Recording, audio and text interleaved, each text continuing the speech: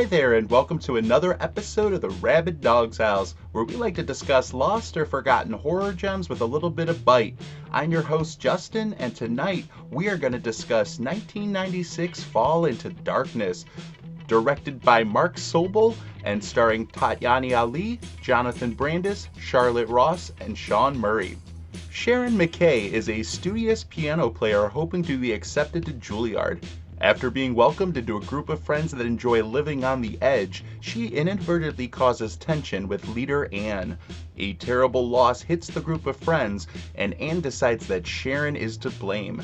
She devises a risky plan to get Sharon into deep trouble, but once the plan is in action, everybody is at a loss on which way to turn and who they can trust.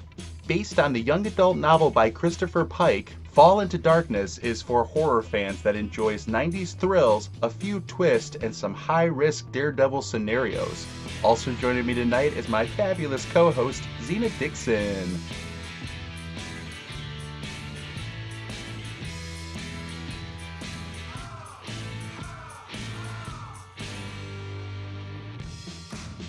And thanks again, everybody, for joining us for another episode of the Rabid Dog's House. Thank you, Zena Dixon, the real queen of horror, as always, for joining us tonight. How you doing tonight, Zena? I'm doing awesome. How are you? Very well, very excited. We are going to be talking about the 1996 television movie Fall into Darkness, based on the novel by Christopher Pike. As always, we will begin with our no spoiler reviews, and then a little bit later, we'll jump into some spoilers. Right away, I'll say this is one I've revisited a few times. Now, I recently was able to finally get it on DVD because it's been out of print forever. But luckily, people can find it on like YouTube and stuff, and it's worth the watch. But I remember like this came out at a time when I would have been in high school.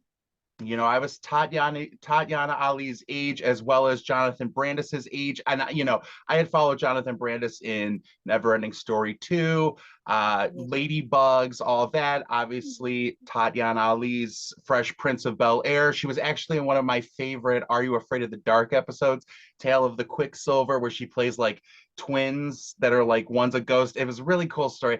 And so they were always in the peripheral. So to then I remember I don't have a vivid memory of it, but at this time there were all these like television movies were becoming a big thing throughout the 90s, but at the late 90s was definitely I think when they hit their like pinnacle, their stride. We still get them now. Obviously Lifetime every week a new one comes out.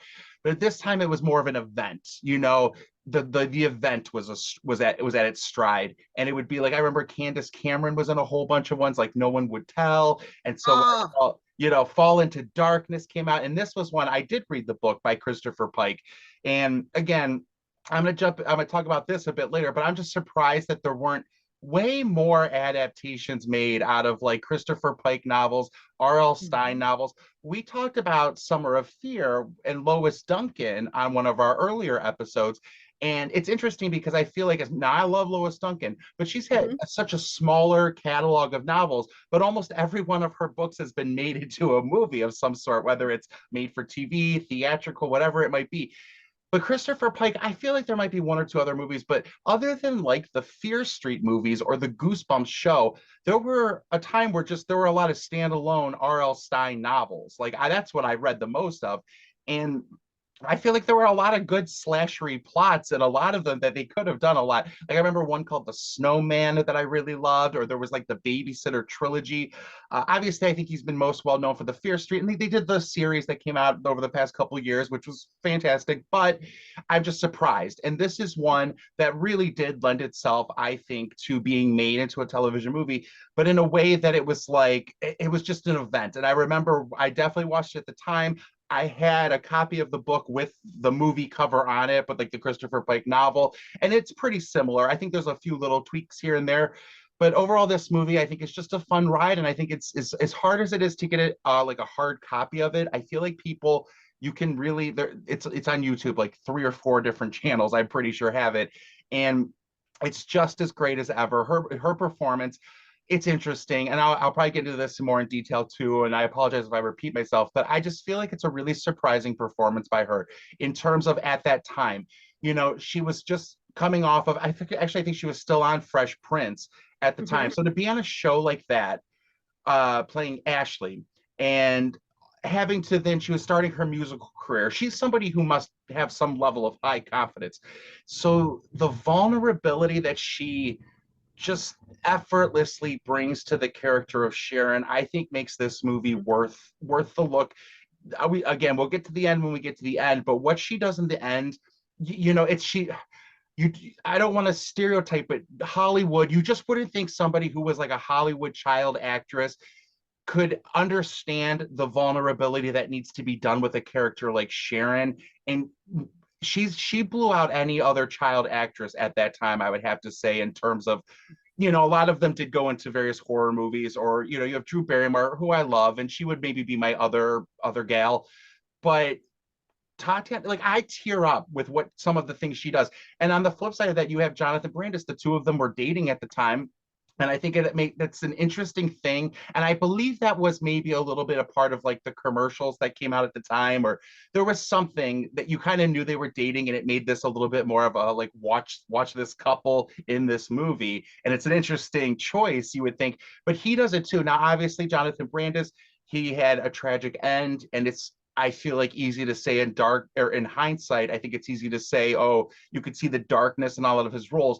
But I think that goes, there's no debate. In this movie, you really do see the dark side of Jonathan Brandis. And I have to think what he was going through at the time must have been playing a part. And who knows what, I have to imagine a couple that's in a movie are going to have some fights and some tense moments. And I wonder how much of that they brought out in each other, because these performances are just something a little bit more special than you would get in just any other television movie. But anyway, I think with, and that said, we have a great cast too. Charlotte Ross as Anne, Sean Murray as Jerry Price, who was, I think he was the actor who was in Hocus Pocus. We all know him as Thackeray Binks. They all bring a little bit something special to this movie, but it is full of suspense and twists and turns, and you end up in this like cliffs. Like, the cliffs are a motif throughout the entire movie about like the trust we have in other people. I just think there's a lot of great things to be said for this movie, and it's one of those that I think definitely has gotten lost. As you and I were discussing, I thought I was showing Zena this for the first time, but then even she remembered that, yes, she has seen this before. And I think that just suggests about like how a good movie like this can be a little bit forgotten at times. And again, I probably only remember it because I still have my copy of Christopher Pike's Fall into Darkness. So it's always there in my mind. But anyway, so Zena, what did you think of the movie? How did you first come into it? What do you love about it, like about it, et cetera, et cetera? Well, first, I agree with everything that you said. So I'm going to be piggybacking off of a lot of what you just said. So yeah, before we started recording, I was basically saying that I realized that I've seen this movie before. Obviously in the 90s and stuff like that. I was a kid, and I have a sister. She was a teenager at the time when this movie came out. So I would always watch things with her, and I remember bits and pieces of it. So when I started watching the movie, immediately that opening brought me right back to my childhood, and I remembered, but I didn't fully remember what happened. I knew that there was like, I don't want to jump ahead, but a prank, type of that, but then I didn't fully remember. And at the time, looking back on it, I remember with Tatyana Ali, I love her. I think that she's just so beautiful and so talented, and her music slapped. So if she ever wants to go back to making music, I think that would be great. I agree with you. I love seeing her in this role where it's just like, she seems very shy, like very to herself, very much about her music. She's just trying to get by until she can go to Juilliard next year, and then, unfortunately, just even going on to what happens to her character, it's just kind of like, she was a nice girl, you know what I mean? So it's not like she deserved it. It's not like she intentionally did these things. The performances are all on point, especially for me, Jonathan Brandis. Oh my gosh, he was such a phenomenal actor. And we already spoke about this already, but just obviously his death, very unfortunate. And then even seeing him play a role like this, like, I mean, it really, like, it was a dark role, because I remember watching him in Ladybugs, as well as Sidekicks. I used to love that movie. I used to watch that movie all the time. Yeah, and so it's just like, so seeing him take because at first, again, when I was rewatching it, I didn't remember everything, so it's just kind of like to see it again as an adult. This movie, I feel, has pretty much everything that, if you are a young teen, I think that you can get into this. If you're someone who loves drama, you love thriller, you love horror, a little bit of romance, a little bit of romance, I feel like it's definitely for you. And it's kind of like what you said. There's not a lot of Christopher Pike like movies or series that's been, you know, adapted. So it's just kind of like for me, and I know like we talked about this as far as it goes with remakes, and I know there's some people who hate him. I don't. Um, I feel like if they were to do a modern version of this one, because even the way, and I'm not saying I approve of everything, but even with the character Anne, there's a lot to unpack with her. You know what I mean? And I think it's horrible everything that went on, but to me, that's just a young woman who could not process what happened. And say if she would have, if everything would have gone as planned, I don't think that she would have been happy. You know, it still would have been very tragic. But all I'm just saying, I feel like I'm going down like a lot of rabbit holes, but I'll just say this is honestly a really awesome made for TV horror movie. I love the way things are, you know, how things come together. I love how intense they are. And it's just again for me like the standout, Jonathan Brandis, because it's just like he was his character, he seemed like a normal, regular guy. We'll talk about this, but that scene when he goes to his room, you know, after he was doing some yard work just to relax, and it's just like clearly he comes in peace. You know what I mean? It was always in him, but just the fact that that came out. So I feel like I'm jumping ahead. All I'm saying is I really, really enjoyed it. I felt, again, like I wish that I would have been watching this movie sooner and more at the time, you know, because throughout my, like I said, the last time I saw it was back in the 90s. I was a kid, 8, 7, I don't remember. So why was I watching that? I don't know, but I did. But yeah, okay, I'll stop talking. No, I couldn't agree more. And from right here on out, everybody, as usual, spoilers, spoilers, spoilers. Check it out. It's super easy. You're on YouTube watching this, head over. You'll find it very easily. Come back. No, I want to definitely make sure I speak to the fact of a remake of this movie. I would totally be down for it. Now, that being said, it would have to be as perfectly cast as this one was, Mm-hmm. and it was. Each person brought something very kind of special to this movie, but particularly the characters of Chad, Sharon, and Anne really need to be cast perfectly. Yes. The other actors in this one, again, they all brought something special, but they could have been, it wasn't reliant so much upon them, but it's an interesting dynamic. It's a sort of triangle that's not a triangle that we like it is, but nobody knows it is. Or the character of Anne, yeah, I think you're right that she would never be happy. And I think it's because she also suffers from the same sort of mental issues that her brother is suffering from in a very different way, because she also lost, as we learned, they lost their parents, they have all this money, Yeah. to have to trust people. And I think it's almost like a person who's like almost into drugs or something, or you need that rush. The fact that, she is somebody, a woman of means, who's trusting this guy, this womanizer, with her life essentially. But I think it's Mm-hmm. cool that it ends up, that he didn't do anything. Like, but in the book, that's definitely, I think, a little bit more pointed. Like, you almost suspect him a bit more, the boyfriend, Paul. And in this, you kind of are like, it's just you don't know who to suspect, but and then in the book it's a little bit more on him and the Nico character, I believe. But anyway, as far as our remake goes, if they could get the right cast, I think it would be great. I would love to see, I think they could pull like an I Know What You Did Last Summer sort of, feel out of it. The Lois Duncan adaptation of I Know What You Did Last Summer is a very different movie than the book. It hits certain notes, but when you read the book, the way it all, the actual killer's different, the way it all comes together is different.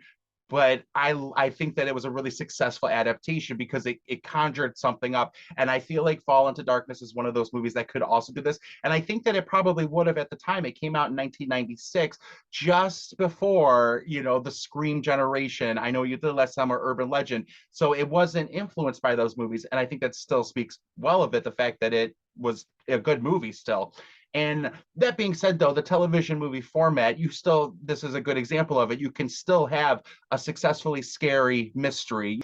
You are the whole climax, which again, we'll get to the end, we get to the end, but the climax, it's literally terrorizing. For me, as somebody afraid of heights, it's one of those things that's going to conjure up certain fears within you. But overall, I think that it could definitely be a remake. I Yeah, will like 100%. And I'll say this as well, even if, because it's like, it's weird. I see Netflix doing something with it. I'm surprised that they haven't, you know, sure, just sure. you can see that process. They can even do what they did like with Fair Street, split it up, which I don't really feel like it's necessary. And then again, like, okay, starting with the beginning, I feel like that was a good opening. You know what I mean? We started back in the opening. Then we go kind of like 3 months beforehand. And so we're able to see over time, like this build up, how she meets these new rich friends. And, you know, to me, she did fit in with them because she was a nice girl, you know? But then it's just kind of like, I'm so surprised. And I'm not trying to sound morbid. I'm so surprised that something didn't happen sooner. So with Jonathan Brandis' character, with him writing in his diary, right? And Jerry, he reads it. That's like the start of how everything kind of goes downhill. Like it was always there.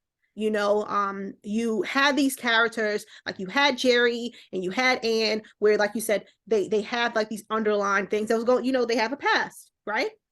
And then it just felt like when Sharon came into the picture, and she, even though she's very shy and into her books and, you know, just trying to get through the year, she seemed pretty secure with herself, with who she is and what she wants to do. So when that was added, it seemed like Anne felt a certain kind of way. You know, Jerry, maybe it seemed like Jerry probably would not really be into a lot of the women that goes to the school. So the fact that he's into her, it probably made the sister feel a certain kind of way. And like at first when I was watching it, I thought that Jonathan Brent, well, Chad, I thought that he was into Sharon until everything came out about the diary. And then it made sense because it's just like, okay, what happened to Jerry, you know? So it just, everything just kind of made sense with it, where it's just like, if only if Jerry was not in his room, waiting for him to come back to confront him about it. And it seemed though, and I know it's not Sharon's fault, but it seemed like it did trigger Jerry to do something like that. I think that if he was happy in his own life, you know, perhaps with Sharon, I don't think that would have happened, but that's not Sharon's fault, you Right, know? right. And I'm just really surprised that it just didn't happen sooner. Something didn't happen sooner. Because if Jerry, you know, if he's unstable as he is, you know, Yeah. Well, I it think what was. you're speaking to, and I agree completely, is the hierarchy of friendships and Mhm. how a newcomer can really disrupt that hierarchy, even if it's not her fault. Right. Obviously, I think these friends all had these underlying tensions, whether it's Mhm. Chad has his feelings for Anne, his jealousies of his brother. Jerry. Jerry, is kind of, I think, almost the misfit of the group in his own way, but he's automatically linked because of Anne, sort of how Chad is automatically linked because of Paul. So they all have these our hierarchies, but then with Sharon coming in, it disrupts that. And Anne, obviously, even though she acts all cool and tough, she was clearly jealous in the scene where, Sharon is playing the piano. I love the moment when Anne is sort of first meeting Sharon and is dismissive of her. And then Sharon's like, you know what? Yeah, I am good. All right, got it.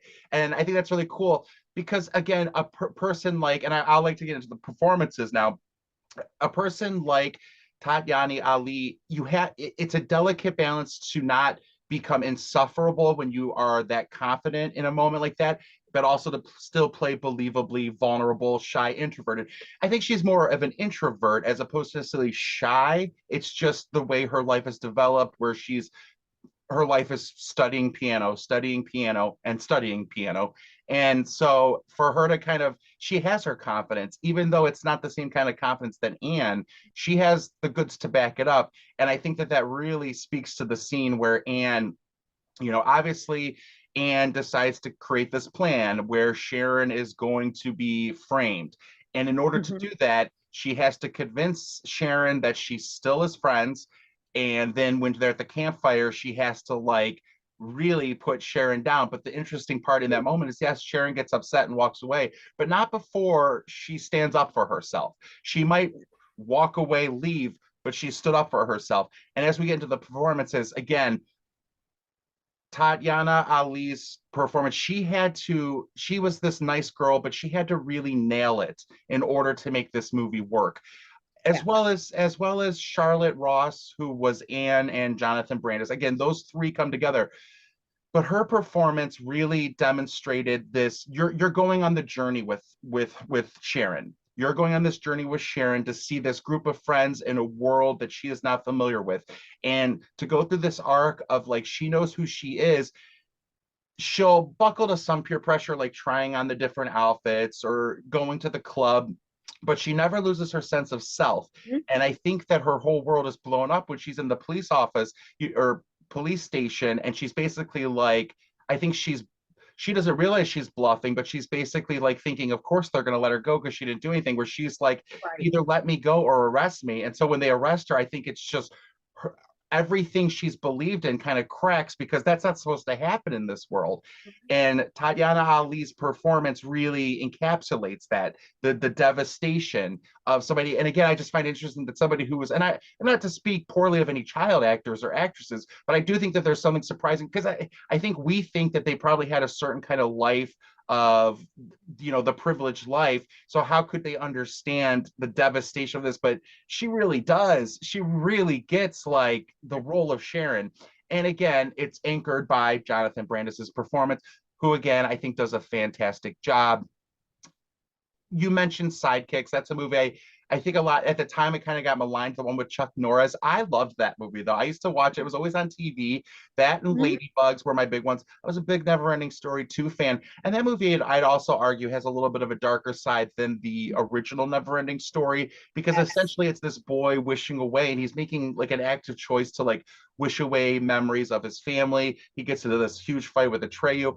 And in the movie It, another television movie that also I think demonstrates how horror can be really successful in that medium.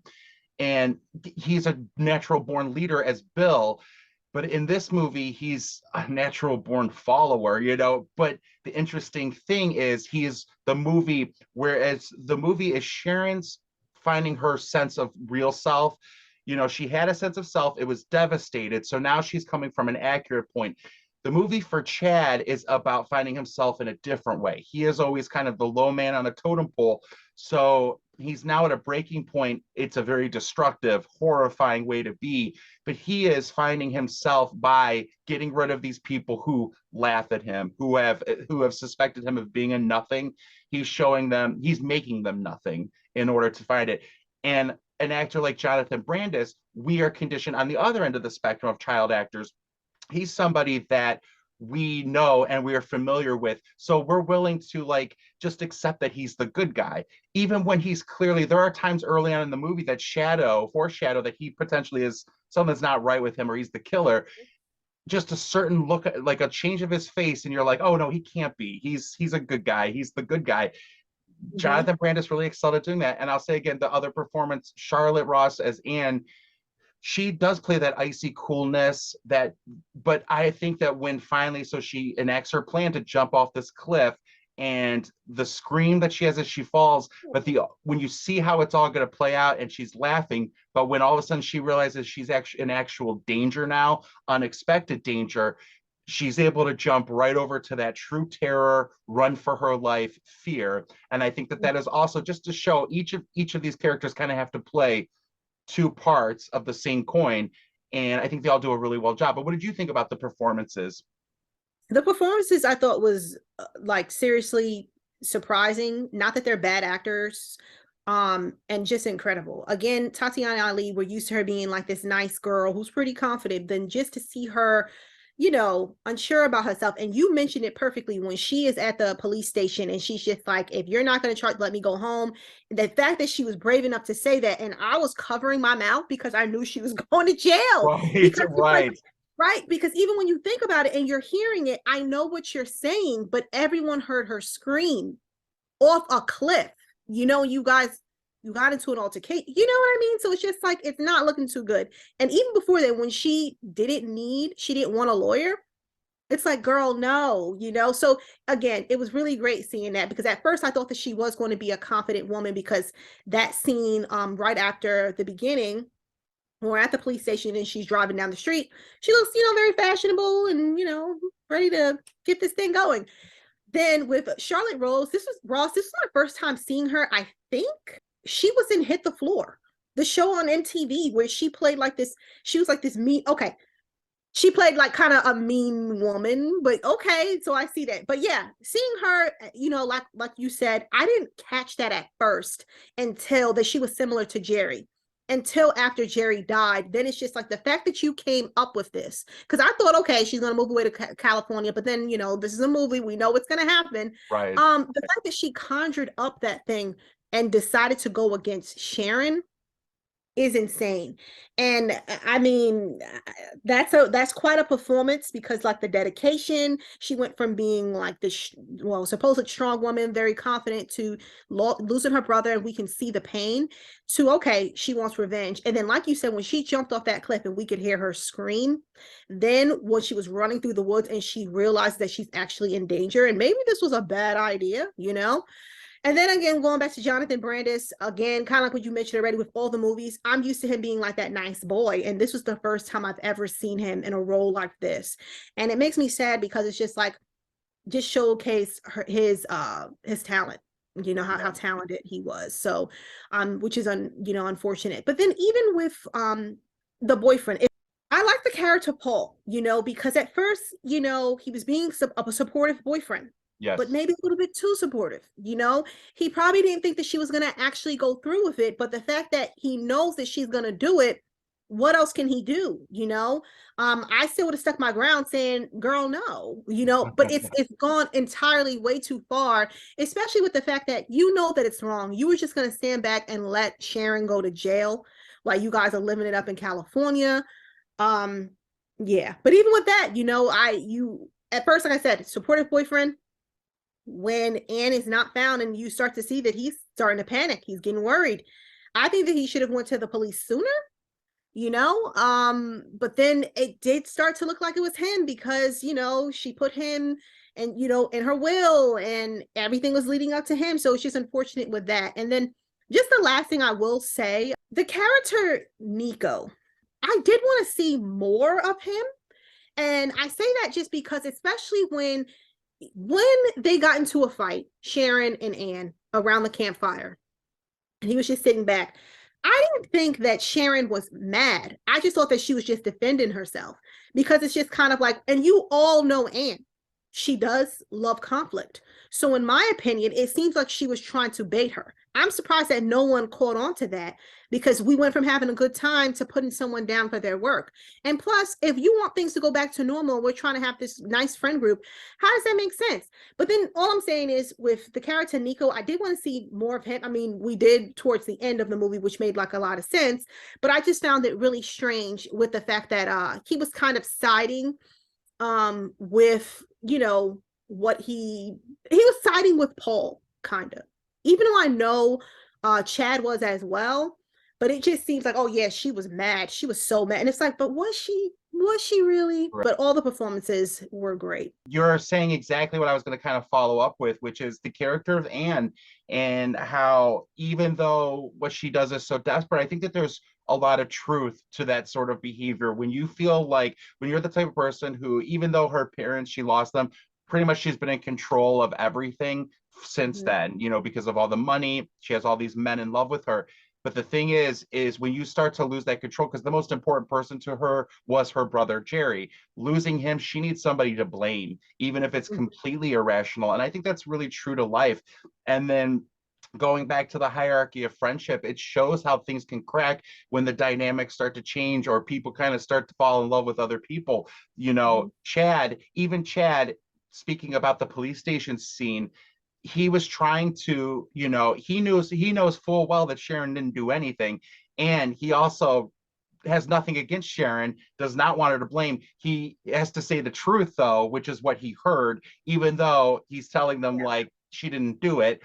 He's still condemning her by accident. Whereas with Paul and Nico, Paul is obviously going with this plan. And it's pretty horrible to think about how he can just, because when I watched it again last night, I was really focused on his character during the whole cliff, everything, when the plan was in motion. And he really can just look Sharon in the face. He plays it with the smallest percentage of guilt. It's there, but he can look her right in the face and kind of be like, what did you do?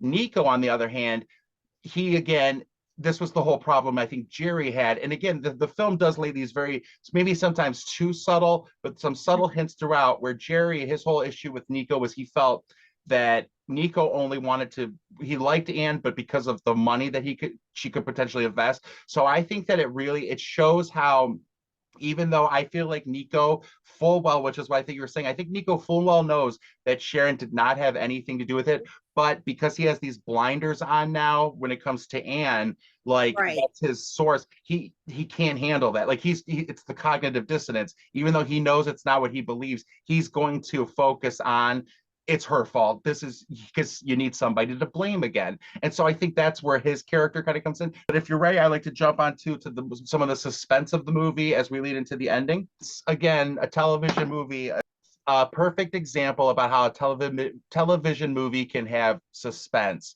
thrills, amazing mystery that, and it is, you were saying this too, the structure of this movie, I don't know if it would be done well theatrically, but for TV, the fact that we start off with like the arrest, then jump back. But I also really loved how the climax has all these kind of flashbacks where you get all the answers. But even before that, just the middle part of the movie, I think does a really good job at like, you know what Anne, and again, everybody's cards are out on the table for the first half of the movie. You know full well Sharon is not forgiven by Anne. You know full well that Sharon and Paul have devised this plan. You know full well that Jerry was up in the room with Chad. You know all of this.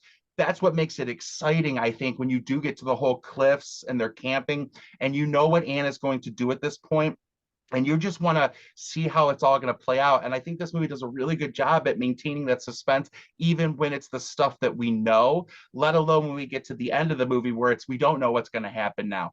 And I really thought this movie for, I hate to say for a television movie, so I'll say another example of a television movie showing just how effective suspense can be. But what did you think about the suspense? Okay, so first off, this movie is way more intense than I thought that it was going to be. If you didn't know anything about this movie, especially like from the opening, even seeing that, I didn't think that there would be so much buildup because it's like you know that something big is coming, obviously, from that opening, and you just have to watch to see how this happened.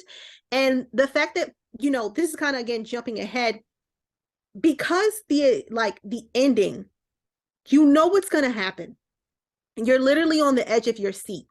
But even taking that away, again, going back to the character Anne, how she came up with this whole plan, I'm not saying she deserved anything at all, but they were all in that predicament because it was kind of like her idea, Of course, Chad should have never done that, should have never did what he did, but it's just like the buildup itself, it's just so, I don't know what the word is. It's like I guess other than this one, like I keep on saying, you're literally on the edge of your seat because you know that something horrible is going to happen and you have no choice but to watch. But I didn't think, again, that it was going to be as intense as it was because, seeing the actors in it, seeing Tatyana Ali and seeing Jonathan Brandis, it's just kind of like, okay, if I didn't know any better, I would think that it could be a romance that's gone wrong. And technically, you can kind of look at it that way.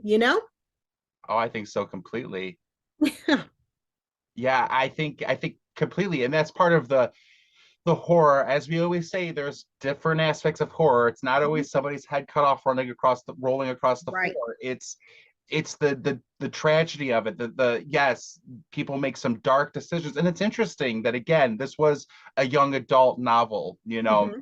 I think Christopher Pike ended up trying to write some quote unquote adult novels later on, but like those novels, that's why I think that they're just a plenty with rich material that could have been several slashers, horror movies, thrillers based on these works. But this one in particular is very dark. It's dark from the setup of Anne and Jerry's childhood. It's dark from the setup of what Sharon has to go through and the character of Chad.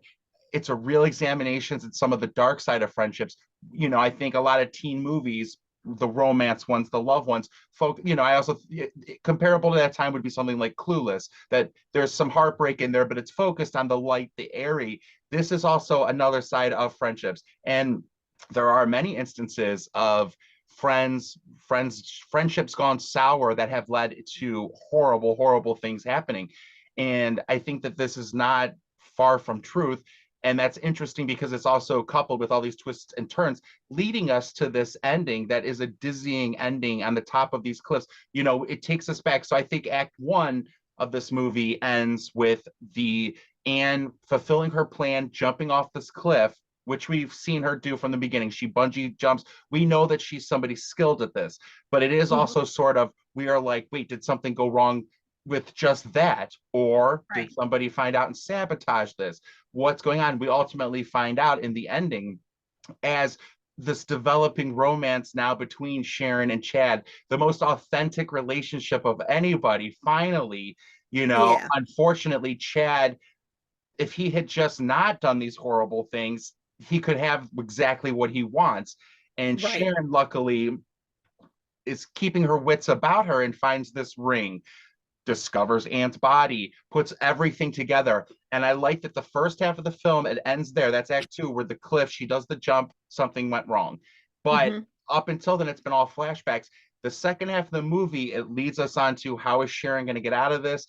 Did Paul do it? What's going on? But the end is all again told in flashbacks. You have the current situation that parallels the past situation, which is now Sharon is running on the cliffs trying to escape Chad. Same thing that happened, that did go wrong with Anne's scenario, which is Chad chasing Sharon, or chasing Anne through, you know, he's confessed his feelings.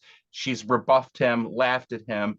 And again, that's the heartbreak of this movie, is when Sharon knows she can't be with Chad. Chad wants to believe that Sharon's going to trust them. They're both bleeding hearts to each other about, I would never laugh at you. Are you laughing at me?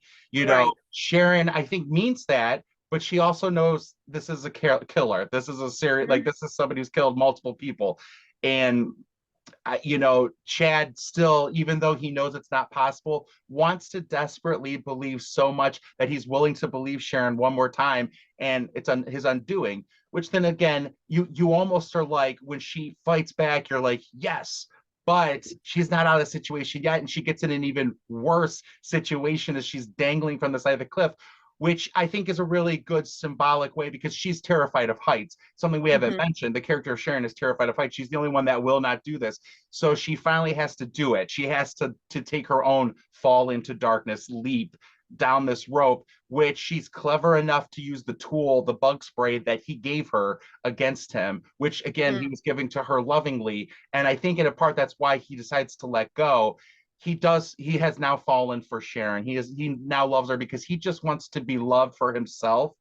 And anyway, the whole verbiage, the dialogue between the two of them, it's not just a traditional slasher. It is, where you have the chase, they're up there, but there's sort of like this transfer of emotions that happens. And I really think, again, it's so easy to say, but I really think it's because those two, Jonathan and Tatyana, were really in a relationship.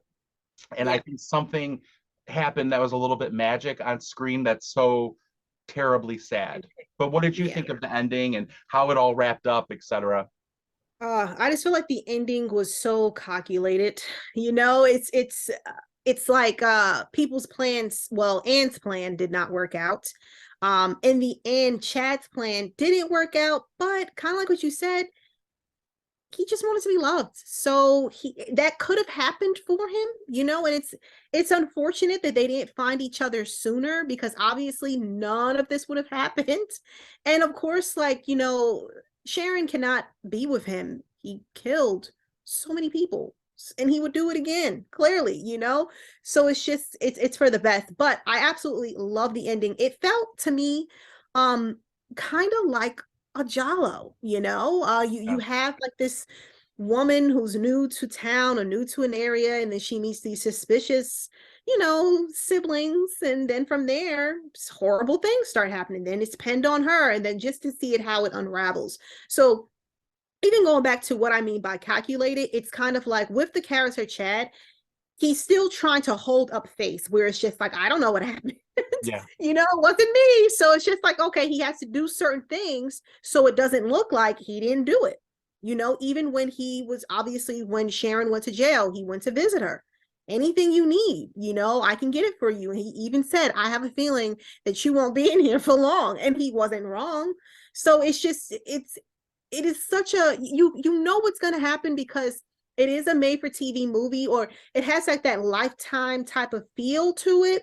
So in some ways, you know what's going to happen, but then there's like something way deeper, where again, to me, the characters are very interesting. We've seen them before, but Chad's character, I feel like there's a lot to unpack with him. With Anne's character, there's so much to unpack with her. I'm not saying that they are innocent and that they, deserve whatever. It's just unfortunate, again, that I keep on saying that things led to how they were, because I do feel like, using Anne as an example, if she would have, because she has, like you said, she has all this money, she has all this power, she was in very much control. Not saying that this would have fixed everything, but maybe she could have went to some counseling. Maybe she could have went to a therapist, have someone to talk to where she can actually be vulnerable. And I don't mean just with her significant other, because even with that, it seemed like she was trying to rule him. There's something there that needs to be unpacked. And then even with Chad, it's like, you can tell that, everybody was always noticing his brother all the time and he was forgotten. So even when Sharon gave him a compliment, and it was a genuine compliment, he didn't even know what to say. So, but yeah, I feel like maybe I'm digging too deep, and, but again, I'm looking at it from an adult lens, because when I first watched this as a kid, it's just like, oh man, they're crazy. But then when you see this, it's just like, there's some things that's there with it. So, but yeah, I absolutely love the ending. I love how we as the viewers were able to see everything go down. Like, the pacing of the film is wonderful. There wasn't a time that I was ever bored or that I felt that it was dragging on. Really enjoyed this movie. And if you love made for TV movies, just watch it. Even if you don't, you need to just watch this movie. Everyone does. I think that this is, a good movie. It's a good time. It's easily accessible. Again, hard copy's not, but you can find it online. It's a quick watch. It's going to be full of twists and turns, some really great performances, maybe performances that this movie doesn't deserve, because they're just so good and surprising. But overall, I think a solid movie for everybody to enjoy. Well, thanks again, everybody, for joining us for another episode of the Rabid Dog's House. Are you a fan of Fall into Darkness? What are some of your favorite television movies? What adaptations from back in the day, R.L. Stine, Christopher Pike, Lois Duncan, would you like to see as adapted into a film? Thanks, everybody, for joining us. As always, thank you, Zena Dixon, the Real Queen of Horror, for joining us. You can always find Zena over at realqueenofhorror.com, on YouTube under her Real Queen of Horror moniker, or over at Wicked Horror. And I'm Justin. You can also find me at Wicked Horror, 411 Pop Culture, or on Twitter at Wicked Horror Justin. Thank you so much, Zena, for joining us and for checking out Fall into Darkness again and chatting with me about it. I had such a good time. Justin, thank you so much. Like, I just had a blast, again, just rewatching this movie. And honestly, I can't wait to rewatch it again. It's a good time. Thanks again, everybody. We'll see you soon. Have a good one.